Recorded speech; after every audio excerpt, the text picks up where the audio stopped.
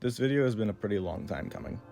I've been holding off because I didn't really think that any of the one-offs had enough material for a full behind the scenes, but now that I've got a few out, I think it's finally time to give you all a look inside some of my more recent videos. Snow Day. This is easily one of my favorites. It wasn't super complicated to make, but the actual experience of going out and recording it was just so weird. The dense cloud cover turned the sun into this constant, deep blue light for most of the day. There was no wind, no other students awake, no cars on the road apart from the occasional snowplow. I spent 5 or 6 hours just recording by myself, and that weird bluish sunlight and silence everywhere I went really got to me after a while. I didn't need to do much pretending out there because I really was super uneasy throughout the entire video. Everywhere I went was just empty and quiet. It made the plot I'd formed in my mind feel unsettlingly real. Fucking cold. Library studying. This video is not fun to make. The silver dollar and blue seal bill I pulled out of the wall were genuine and really were about a century old each. Manhandling them like I did in the video wasn't exactly my favorite thing to do. I don't actually own thousands of dollars worth of antique silver coins either. That'd be awesome, but I only just have the one. That bank bag I planted was just full of random modern change to make it look like it was full. I poured it out of frame, then picked up the silver dollar, which I placed on the ground earlier, to make it look like all the coins were that dollar. There was actually a lot of interesting stuff already in that ash cleanout. It wasn't anything valuable though. Just a few old drink cans and crumpled up homework assignments from 50 years ago along with some other stuff. I originally planned to include a lot of scenes of me finding the additional things before reaching the more interesting stuff like $10 bill and silver coins, but ultimately decided to scrap pretty much all of them because, in my opinion, they had a lot of unnecessary time. The basement and crawl space were by far the most uncomfortable places I've ever recorded in. The decades of cobwebs that built up down there over the years were completely impossible to avoid, and I got so filthy during those crawl space scenes that I'd literally just bring clean clothes down with me and change in the school's basement. To top it all off, I actually had a few pretty creepy things happen to me while I was down there. While setting up the ash cleanout scenes, I found 3 complete bird skeletons and decided they'd be good props to add to the crawl space's overall aura of death and decay. I brought them into the crawl space with me, and while I was setting them up for the scene, well, I'll just let it play out. No joke here. Look, I'm arranging these bird skeletons. Listen.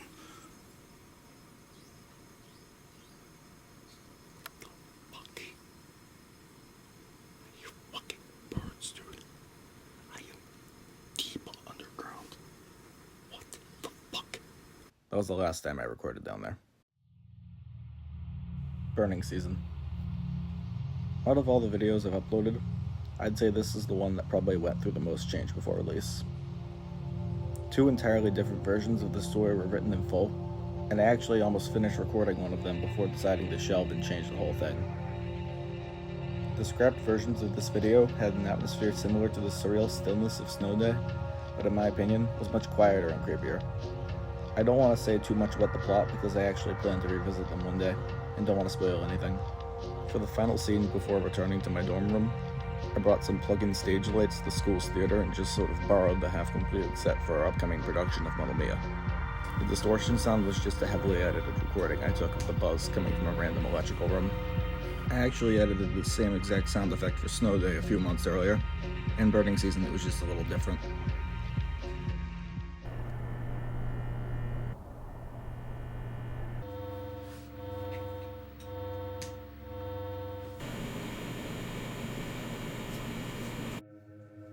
Sneaking out. This one was intense. Apart from the sounds I added in, pretty much everything in this video is genuine. The footsteps I heard overhead were real. The creaking of the wooden ladder was real. And that moment of panic when I realized the small door had no handle on my side was very real. I only cut the clip there because I broke character soon after. Once I realized that I could just open the door by grabbing the edge, I calmed down and recorded the second half of the scene. But I really did think I screwed myself big time at first. I'd always wait until very late at night to record. People really were asleep in dorm rooms less than 20 feet away on the other sides of walls, pretty much at all times throughout the video. If I was too loud, I would have woken everyone up, which is why I had to whisper so much. Sorry about that, by the way. The space I used was the organ room of my school's chapel. which was built somewhere around the end of World War I and largely left unchanged since then. I really love history, in case that doesn't really come across in the themes of my videos, so I was especially careful when planning this one. After all, I was essentially climbing through the guts of a century-old mechanism more advanced and intricate than clockwork. It took me over a month of research to plan a route through the organ room. Every last step was choreographed. I even made some courtesy repairs to a broken negative air pump before I left on the final night of recording. 5 miles off the trail. This was actually a remake of a very old video I never officially published on this channel. I made the original specifically for Nightmind's Candy Bowl back in 2023, and decided to revisit the premise a few years later. I'll leave an unlisted link in the description in case you want to check out the original version. There really wasn't much to this one behind the scenes. I didn't have to do anything super fancy in terms of editing.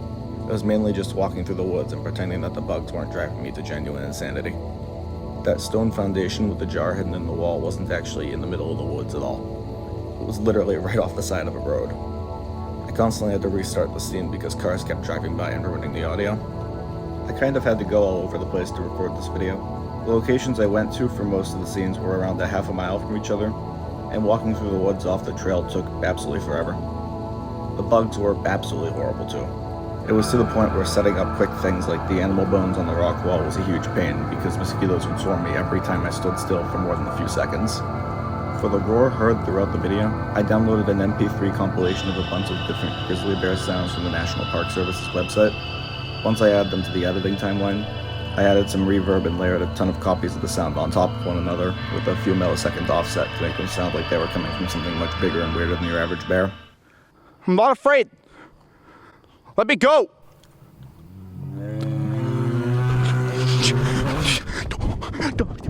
Let me go.